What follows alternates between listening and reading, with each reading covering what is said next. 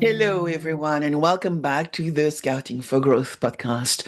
I'm your host, Sabine VdL, and today I could not be more excited to introduce our guest, Scott Gunther.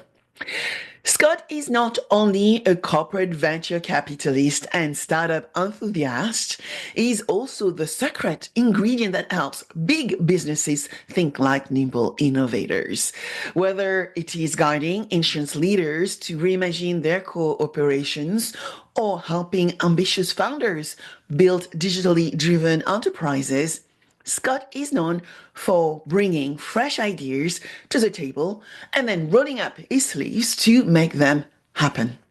In this episode, we will hear how Scott's unique blend of strategic vision and hands on execution has set him apart in both blue chip boardrooms and early stage tech circles. We will dive into the venture client model, which is hot right now, explore the evolving CVC or corporate venture capital model and landscape through the lens of 2025. And we will uncover the do's and the don'ts for insurance providers and emerging tech founders. Buckle up for the conversation, which is going to be full of insight, practical tips, and maybe even a haha moment or two. So let's get started. Please join me in giving a warm welcome to Scott Gunther.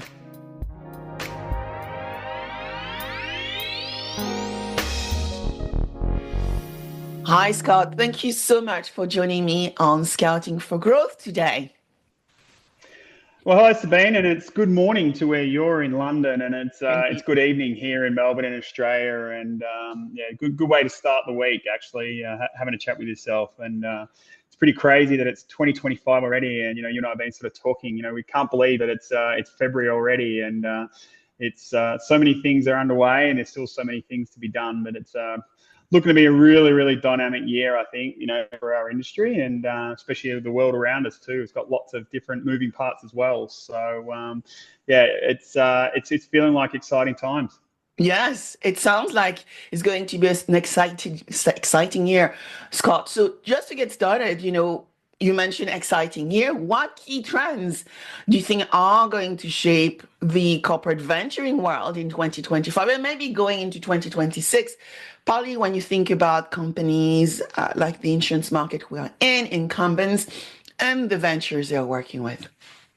Yeah, it's a great question. Maybe we'll maybe just talk a little bit about CVC first, because obviously that's where we're from and what we're sort of looking at. And it's funny, right? Like I think the last sort of 2 years, we've seen a bit of volatility in that whole VC and startup ecosystem. But interestingly, we've actually seen a bit of stability in CVC investment. And there's been quite a strong amount of deal flow volume and deal flow dollars that are actually now starting to pour into sort of startup investment. So I'd actually sort of say the last sort of 2 years, all things being equal, CVCs have actually held up really nicely. But at the same time, we're starting to see a little bit of, corporates sort of changing their attitudes and approaches to innovation and venturing. We've seen some that have actually closed down their CVC funds. We've seen others that have experienced, changes to their investment focus. We used to invest in this and now we're investing in that.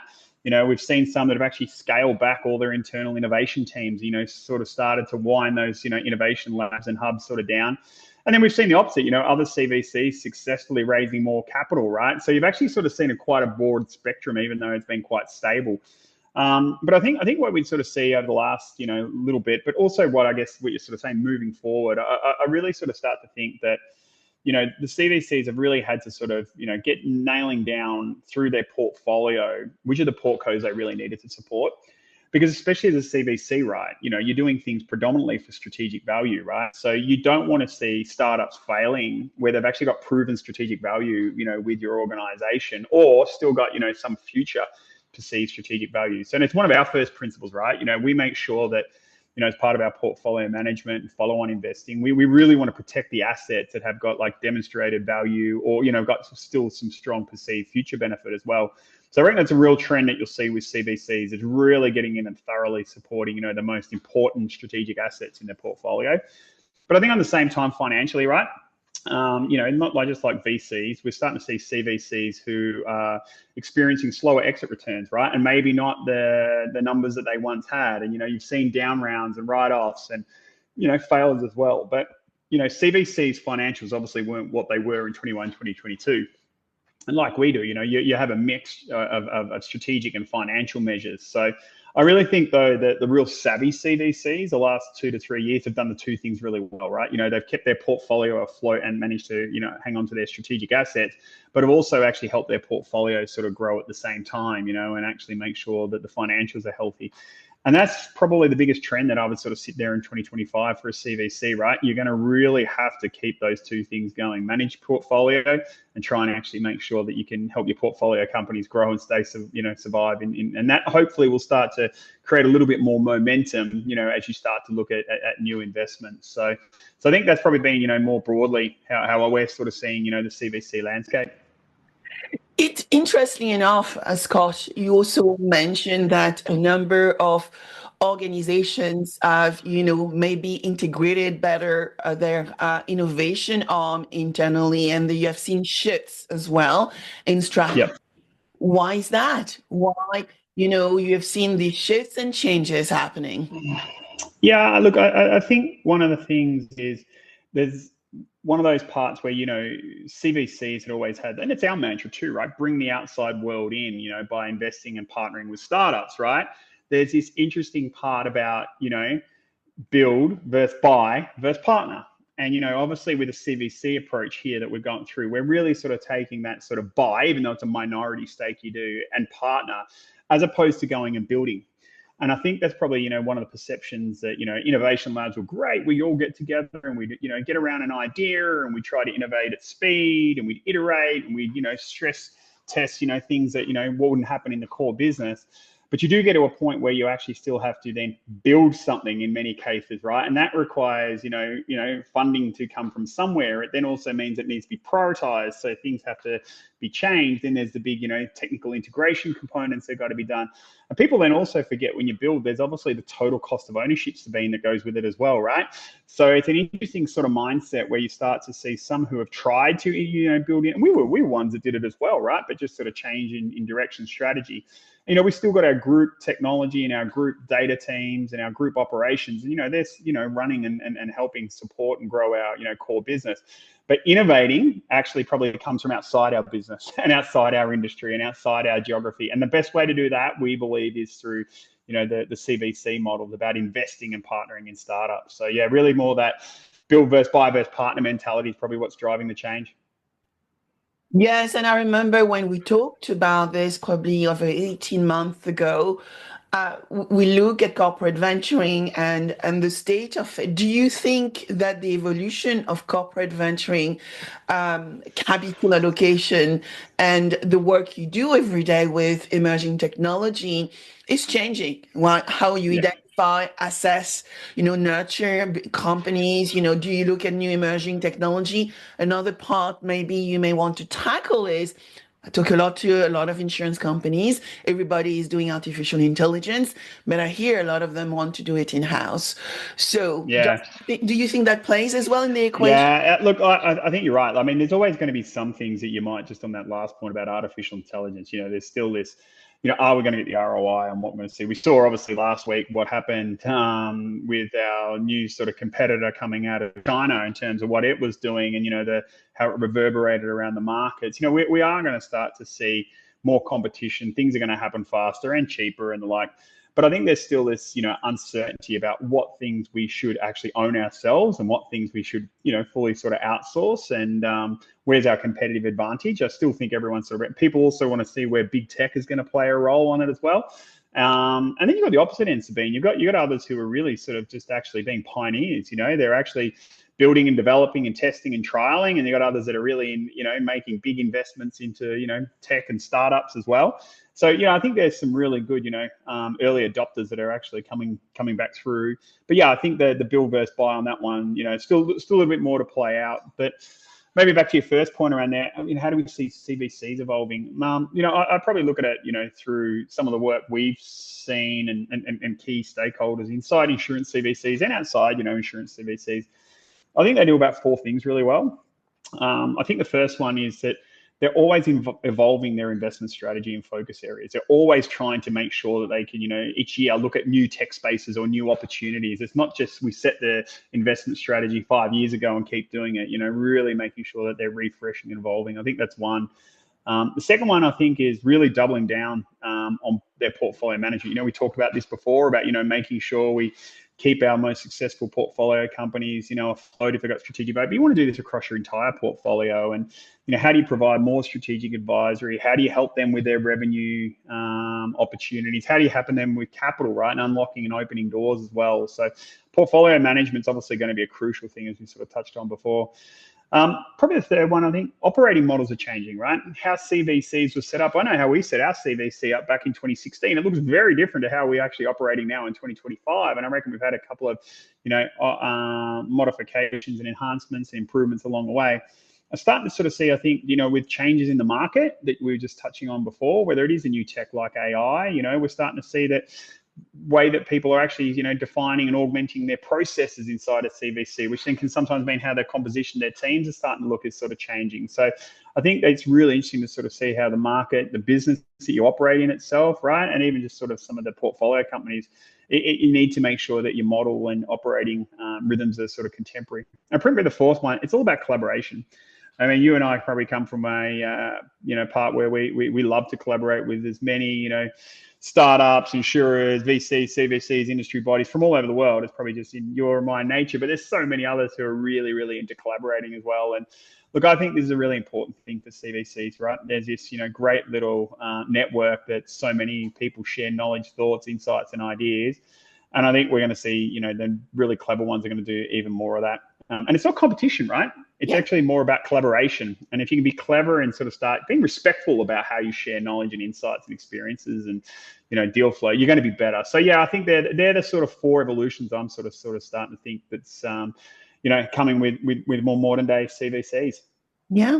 And so what roles do you expect sustainability and ESG, environmental, social, and governance structures to play within our industry? I mean, you and I have done a really great event last year, November. We were at ITC It was Vegas. awesome. And we are still pushing the boundaries. We have seen what happened in LA wildfires. What is your view on sustainability and ESG in our industry? I might be a little bit controversial here, right? Because I think a lot of CVCs and maybe sort of CVCs in the insurance, landscape as well. I think some of us actually miss the G of ESG. I think a lot of us focus on the E and the S. But if you think about it, the G incorporates some of the most, crucial aspects about, how a company runs itself, right? You think about standards like data security, responsible and ethical use of AI, risk management, regulatory and compliance. Like it goes anything that sort of fits in that sort of G side of it, right?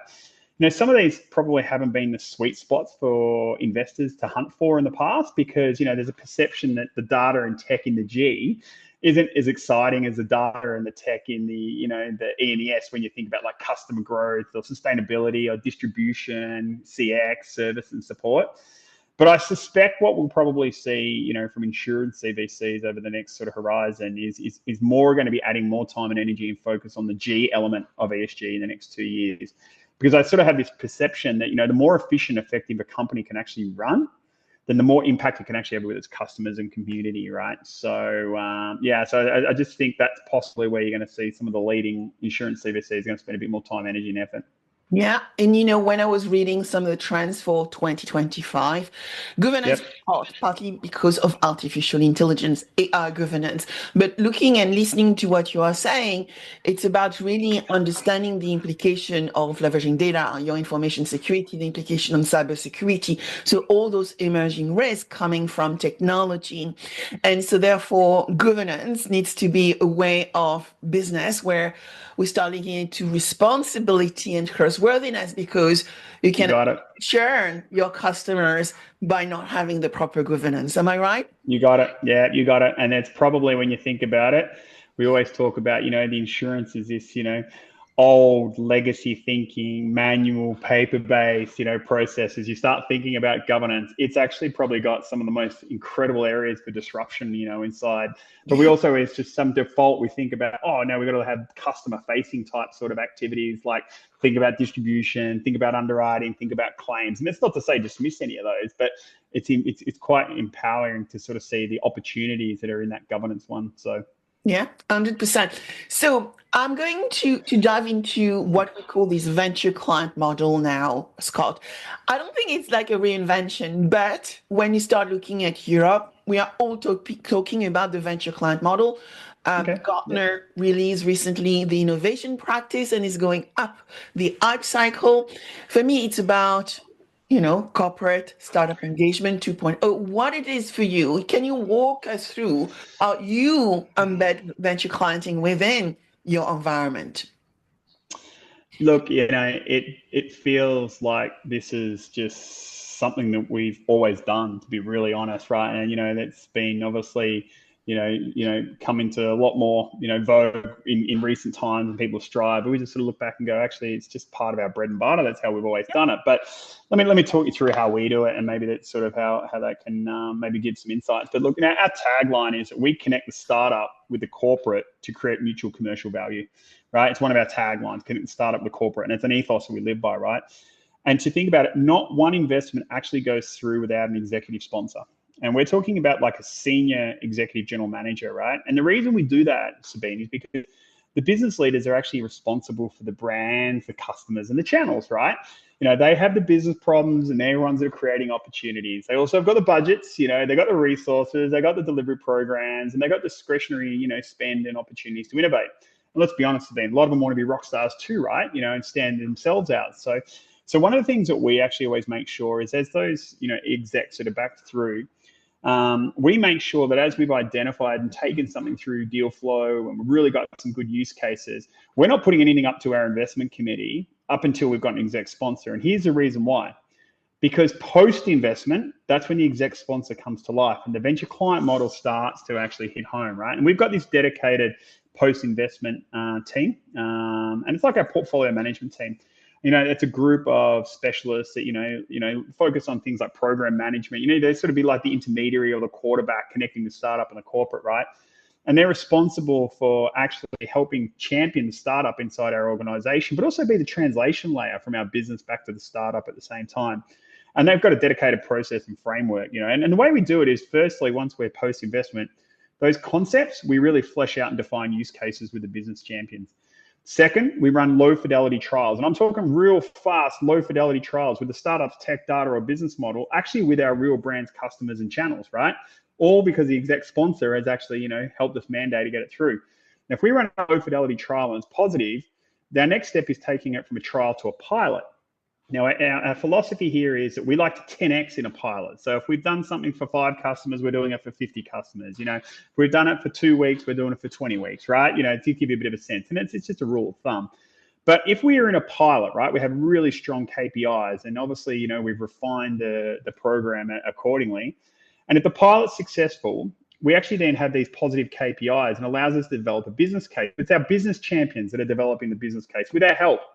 And ultimately, if that, the startup's tech data has actually graduated from, a use case to a low fidelity trial to a successful pilot, then you actually can see that they're actually going to sign a positive ROI business case, which is going to actually allow the startup to have a contract directly with our business owner.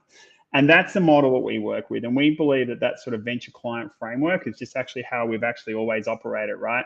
And treat everybody inside our organization as the client, and then we treat the venturing and be trying to access through. And it's stood the test of time, right? I think across our portfolio, we've got 27 different startups in our portfolio, and we've got I think it's 26 commercial contracts have been signed by our portfolio companies and the IAG business. So it's a proven track record that the model actually sort of works. So never going to say it's perfect, Sabine, but that's the sort of way we're sort of seeing venture client work, model work here at IAG. Yeah, but as we see, organization closing their innovation practices, what is the biggest advantages for you to actually have that collaboration between you are talking Yep. invest, right, and partnership alongside it? And what does that mean for your internal processes and practices and culture? Because often I think when initiative close, they have not delivered the ROI, and Yeah. often it's the third job in Yep. somebody's CV, right? Yeah. I got it. Yeah. Right? What's Good your call. Look, I think from a corporate's perspective, you've got to realize why we're doing this, right? And part of the very first thing is like, bringing strategic insights and learnings from outside the corporate, outside the organization. Let's not forget that, right? This is why we're doing this here. Let's remember that as a North Star, because we don't have all the answers. We don't have all the knowledge. So let's go and find someone that might, or someone that's actually going to disrupt our thinking, right? So strategic insights is first. I think the next thing is actually when you start then listening to those insights, the co-creation opportunity with a business leader. Oh, what if we took your tech and combined it with this business problem? We could solve for that. Or what if we took this bit of data and actually added it to this? We could actually create this new revenue stream that we hadn't sort of thought of. So you sort of need to bring the strategic insights and sort of, then start to identify potential use cases, right? And then I think the corporate, by going down this model, it actually allows you to innovate at speed, right? Because you don't actually then have to have those traditional long business case, funding cycles, you have to then get, big tech teams assembled and so on and so forth, right? So it gives you simplicity and the ability to sort of scale quickly. And I think the other thing with this investor sort of customer type model over a traditional sort of, client supplier model, as a minority investor, you can invest and partner. Whereas if you're in just a straight customer supply, you're just always just going to be like just a partner, right? So as an investor, you actually can get unlocked to a whole heap of other, benefits that you can get by being on the cap table. I guess from the startup's point of view, I think one of the things is like you're trying to look for a really credible design partner, right? You imagine you sit there and you go out, we're working with this big insurer in Australia and New Zealand, this big, insurer in the UK, right? It carries so much, goodwill and domain knowledge, right? Remember that. It actually helps you, as a startup. And that leads logos, right? Deals get deals done, right? You got a big logo sitting on side, your IM or your pitch deck. People stand up and take notice, right? Somebody else has believed in you, right? So we really think that's important. I think the startups also benefit from connections, right? Like the insurance industry is very, very hyper connected, right? It doesn't matter whether you're in London or whether you're in Melbourne or whether you're in, the States. Everybody does, find ways to collaborate and connect the best way we can. So through an insurer CVC versus a pure play VC type sort of model, you're going to get access to all these connections that you possibly couldn't get, which helps with capital and revenue in the future too, right? And probably the last one, it's not to discredit the advisory that VCs give is not right, but if you tap on enough doors inside a corporate, there's so much other advisory that's available, right? So you sort of think, traditional VCs wouldn't have access to big HR departments or big procurement departments that can help you with pitch decks, or legal teams to give you a bit of advice and support, or HR teams for some of the likes. And, we've seen along the way too, right? Some of the really good startups have actually really tapped on our doors and say, hey, how can you help us? You're a big corporate like IAG. You've got all these other capabilities.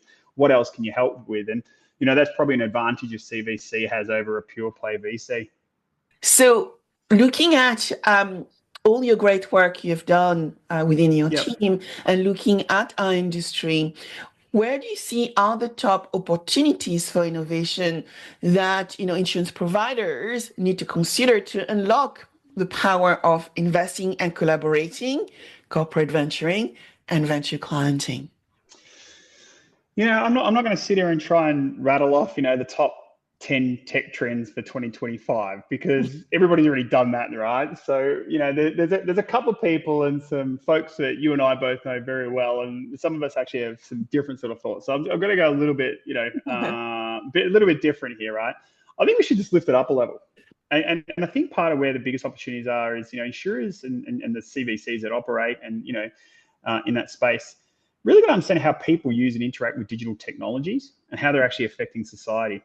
Because it's an interesting way to think about where the best opportunities for insurance innovation are. So you sort of think about, firstly, there's all these macro trends that happen around the globe, right?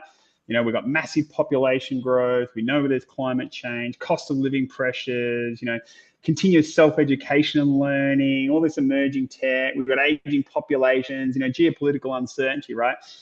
These drive changes for insurers, right? To think about what we insure, where we insure, who we insure, and how we insure, right? So you got to really lift it up a level and look at all that to actually think about how you run your business. And then I think the second part is then when you get really more granular is, as we're starting to change, customer segmentation and proposition development for different demographics is different now, right? And how different cohorts are starting to research, buy, service, claim, it's very different, right? And it's not one size fits all. So, you sometimes sort of see insurers take this one size fits all approach too. And I just sort of think that as you start looking at all these macro trends, the savvy insurers know what these macro trends are, but they also understand what these latest technology and data and AI trends actually are. And they're starting to see that it's actually making technology quite ubiquitous and quite connected, right? And I think that actually also allows, when we're talking about customer cohorts, it really allows insurers to sometimes start thinking about the segment of one, which has been this sort of holy grail, right? So I really do believe, right, maybe you can rattle off all the different tech, but maybe the biggest opportunity is lift it up, look at all the macro trends, and really sort of start diving into, what the different, applications of technology are having on different cohorts, because I think that's where you're going to get real competitive advantage and really innovate at the edge. So something a little bit different. Yeah, but I love it because, in the past probably 6 months, I've actually spent quite a lot of time talking about that segment of one. Partly when you start looking Yep. at AI and generative AI, when you look at the marketing angle, you can actually deliver that segment of one and really customize and It's bespoke real, all right? Yeah. messages, right, for that single customer. Now, when I have this conversation with insurers, it's Sabine, affordability. Yeah. We cannot do segment of one. And so it's really interesting conversation when you think about it, Scott. Yeah, it is. And that's when you ask, right? Like, I think everyone knows we're playing with stuff now. I think the next wave of innovation is trying to get to that segment of one, right? And we'll be able to sort of get there. So how we're going to get there, we've got to figure that out soon. But yeah, it's definitely probably, I think, the North Star that everybody should be aiming for. How do you see insurance company balancing core business stability and the urgency for experimentation? So, a lot of companies still run the business, right? They just keep on just running the business. But we have a big shift. We are talking about AI. We are talking about agentic AI, something, Sabine, it's just an hype. Is it truly? And so how do you balance the two? Yeah, you're right, because I think you sort of said something right. Like, it's different for every insurer, but it's based on their business, right? You might be an insurer that specializes in direct, and you might be another insurer that specializes in broker and intermediated channels. You might be someone who only just focuses on consumer products, and you might be one that's, commercial, local, regional, global. There's all the deviations that come back through. It could be an MGA that specializes in niche, whatever it ends up being, right? But I think, the big ones, I think there's this decentralized approaches to digital innovation, marketing, CX, right? Really trying to get it as close to the customer and in sort of the business units you can. And then you've got these centralized approaches, which are the opposite, right? Where, they're all locked in up the top. And, these federated models that are sort of somewhere in between. And there's swings and shifts that are happening all the time, right? And each organization probably has got, it's been through a cycle of having a go at each, right? I think stability is really crucial through the insurance cycle, though, right? I think that's what people start to sort of forget, right? And you don't think you just have to be insuring. Insurers just don't have to think they're going to be innovating for now. They've got to be actually innovating, for the future as well. So we use these two words, like, how do we accelerate the strategy, but at the same time, how do you future-proof the business? You've got to take two lenses. If you only just do it through one, and then the insurance cycle starts to play through, you might miss something, right? Or if you're actually not thinking enough about the now and all you're doing is, navel gazing to the future, you might miss the opportunities coming back through. So, we use those, sort of two terms, right? How do we accelerate the strategy? And that was that connecting the startup with a corporate. But when we future-proof, we might, make smaller bets and might take, earlier stage sort of startup investments. And they may not be ready, right? But what we start to think about is we can learn. And as our core business keeps doing what our core business needs to be able to doing, one day we might have like a suite of assets that, our business is ready to actually start sort of using. So I think it's a real balancing act, Sabine, right? And I think you've got to make sure that you are protecting the core as best as you can and delivering on, the current strategy. seeing what you can do to innovate, to do that faster, or as we say, accelerate the strategy, but have enough to actually start thinking, lifting up to the future as well. So the balance of the investing of the now and the future, I think, is actually crucial, and it gives you that stability and urgency, right? It just doesn't give you stability; it gives you that urgency as well, right? And you can do that through different points of the insurance cycle over time. Yeah, interesting. So we are still living, working in the world which is very ambidextrous, right? We have to Yep. play both sides. What would be, from your perspective, the advice you would give ventures, scale ups and startups and grown ups when they start really understanding our industry and want to enter it, partly when they are not native to insurance? And so that will lead me then to a question around what would you be the recommendation for them to avoid common mistakes and avoid, doing the wrong thing Ooh, when okay. interacting with us.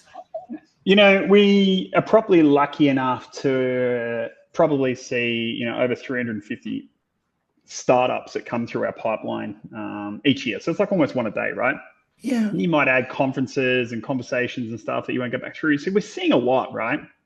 So I think we've probably come with the years of experience that we've got is some really tried and tested advice about what to do, but also to what you're saying, probably what not to do as well, right? So, and I think the first one is you've got to also appreciate that it is different to pure play VC, right? You may not be getting bigger checks. They may not be operating as fast. There might be, consensus decision making. You just can't get through to the general managing partner and go, right, we're done.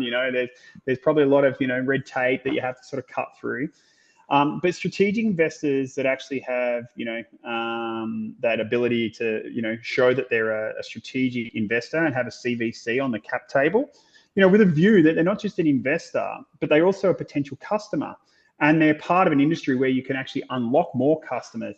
It's a much, much more rounded view, in my opinion, and actually can also help, getting the startup to scale up when they have the opposite effect where they just have a cap table and it's all just VC, right? And so we're of the view that it actually really, having a balanced cap table and having some strategic CVCs is absolutely a must for any founder that's actually thinking about going through for those reasons, right? Because remember, as we touched on earlier, right? CVCs can provide access not just to, your business itself, but the industry and insights. And can then inside the organization, real brands, real customers, real channels, right? And in, a really good case, you become your design partner, be the first one to build a widget specifically for the insurance industry, work with us, get it done first, and then ship it to other insurers or other geographies or other, parts of it. So, and that's something the VCs in themselves can't do, right? So this is why we're a big believer that diversify your cap table and really try to push to, have a strategic, on the cap table is so crucial. So that's definitely like one bit of advice that we sort of always go through. To your other one, like what not to do, some pitfalls.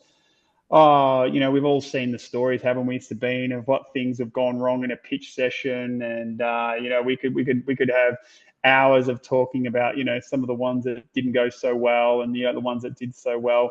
But there's one that you just sort of sit there and you go, within the first few moments, right? And it's a simple one here, right? We're in the job of sales here, right? You're actually pitching to an investor, right? It's a sales job, right? And sales 101 is know your customer, right? We see so many startups that come in and pitch, but they don't understand the market. They don't understand our business. They don't understand their products. They don't understand the service model and the people and the competitors. Now, you don't have to be absolutely, deep subject matter experts on it, but do the research, right? Don't come in and actually think that you operate this way, but you operate that way, or your competitors this, but your competitors that. Don't think you sell, this type of line of insurance, this channel, but they don't. Do your homework. And especially at that sort of pitch and that early engagement stage, it's not actually about, having to, the corporate teach the startup. That comes after the investment, right? But you need to have enough to actually be, trying to sell something that the corporate VC actually believes in. And if you're a category killer, right, you should actually start knowing your customer in the industry so well enough that you should actually know where the real business problems and pain points actually are. So I cannot tell you how many don't even make it past the first pitch of an engagement purely because they don't know your customer, right? And if it's taken at Sales 101, it's like they don't know the business. So I think that's the biggest pitfall. Really do your research, get yourself prepped, make sure you truly understand it. And then I think, yeah, the biggest bit of advice is if you can do that properly, you're well on the way to having a strategic on your cap table, which can unlock so much more. I love what you just said because often when I speak to young ventures, I explain that approaching investors is like selling. And so I've been spending some time putting together literally a course, how to raise your first $1 million, Yeah.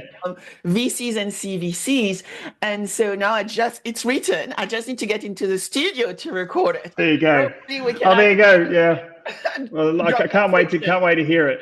Can't wait to hear it. Reduce that friction. That'll be So, fantastic. just going toward the end of our conversation, Scott, if Yeah. there were some recommendation you want to leave to the market, to the like founders coming to visit you, what would be those recommendations for the rest of the year?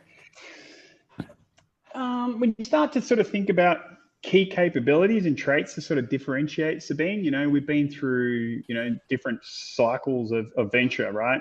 Capital, and it's, we're starting to see, we're probably going to tick out another one again, as we're sort of getting into, the AI boom and, more and more that's sort of seeing around impacts of climate change, especially in our industry and others as well. And, some of those other macro trends that we went back through before, and I'm sure everyone's sort of heard, suggestions, sharpen your pitch pack, know your customer 101, sales stuff, all those things, sharpen your platform, get some, pro bono, all those sorts of things. Everyone will get it.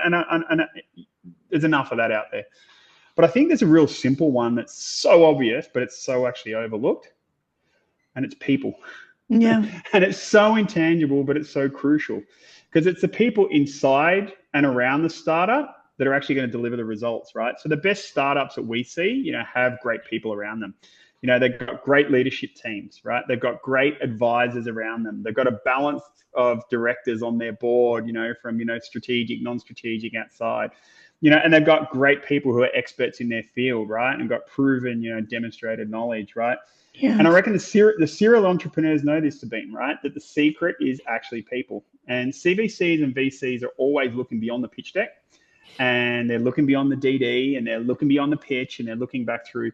They really have this intangible about looking for people. So I guess as we sort of head, into 2025, really helping founders sort of start to, really stand out and succeed, really sort of double down on people. Have a really good, hard think about it. Think about your leadership team, think about your advisors, think about your board, and think about the experts in the field that are helping you build your product and tech out, right? Because I think it's such an overlooked piece, but it's so crucial because it's people that deliver it, right? Yeah, that's people who deliver. I love the last few points, Scott. Thank you so much for joining me on Scouting for Growth. I cannot wait to see you soon. Fantastic, Sabine, and thank you again for having us, and looking forward to chatting again soon.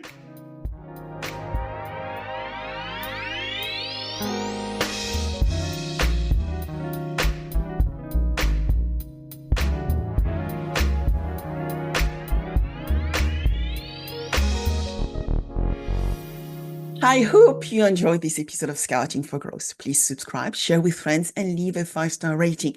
Your rating is so valuable. I review all of them, and my team help me adapt content to meet your needs. Also, connect with me on my preferred channels. I am a B2B growth expert, so you will find me on LinkedIn, Instagram, and Threads, and X as well as Blue Sky. All information available below. Until next, keep scouting for growth.